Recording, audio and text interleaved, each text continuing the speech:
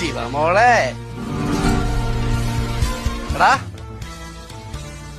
എന്റെ കൊച്ചിനെ തന്നിട്ട് പോടാ പട്ടി.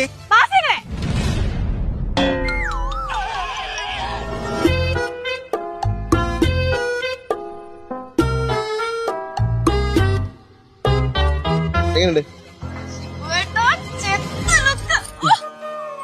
ശിവാനെ? വാ നമുക്ക് എവിടെയും പോയി ജീവിക്കാം.